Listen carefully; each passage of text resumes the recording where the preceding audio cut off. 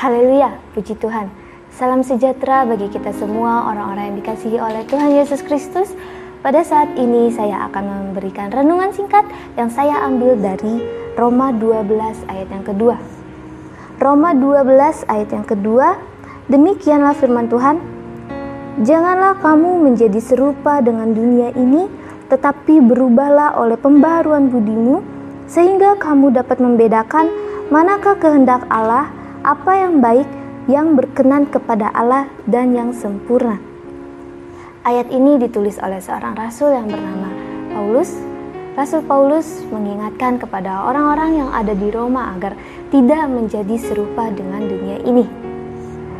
Di dalam kehidupan saat-saat ini, kita juga diingatkan, kita sebagai orang-orang yang percaya, kita sebagai anak Tuhan, jangan menjadi serupa dengan dunia ini.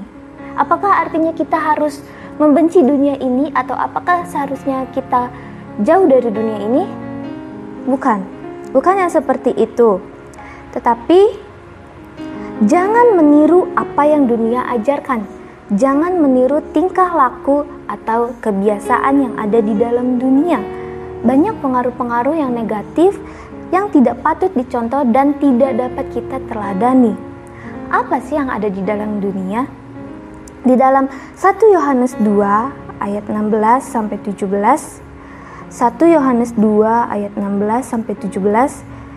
Di sana dikatakan, sebab semua yang ada di dalam dunia, yaitu keinginan daging dan keinginan mata serta keangkuhan hidup, bukanlah berasal dari Bapa, melainkan dari dunia. Dan dunia ini sedang lenyap dengan keinginannya, tetapi orang yang melakukan kehendak Allah tetap hidup selama-lamanya. Di ayat 16 dikatakan, yang ada di dalam dunia keinginan daging dan keinginan mata serta keangkuhan hidup.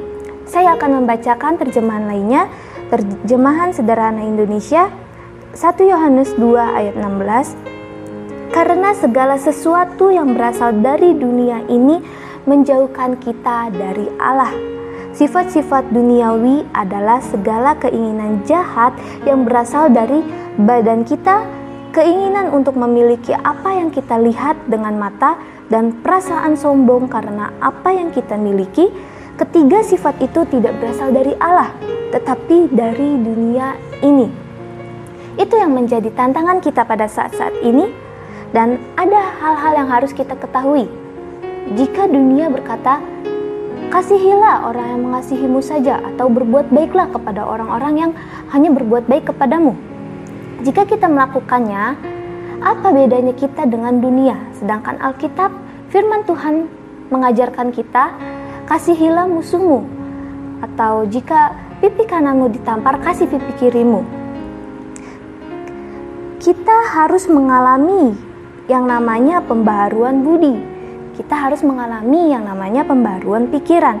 Sehingga kita mengetahui mana kehendak Allah, apa yang baik dan yang berkenan kepada Allah. Ubah cara pikir kita. Kita harus berubah. Kata berubah menunjukkan sesuatu yang berbeda dari sebelumnya. Harus ada sesuatu yang kita tanggalkan atau kita tambahkan.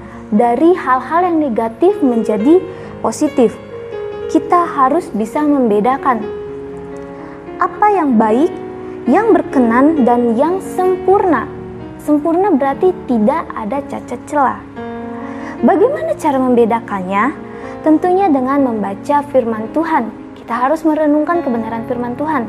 Dan juga kita harus berdoa, minta tuntunan Roh Kudus agar kita dapat membedakan mana kehendak Allah, mana yang bukan. Jadi, janganlah kita menjadi serupa dengan dunia ini, karena dunia ini adalah fana. Dunia hanyalah sebuah panggung sandiwara buat kita. So, berubahlah untuk menjadi pribadi yang dapat membedakan mana yang baik dan berkenan kepada Allah, dan biarlah Allah yang campur tangan dalam mengubah diri kita dengan cara berpikir yang baru. Sekali lagi saya ingatkan, dunia hanyalah sebuah panggung sandiwara untuk kita.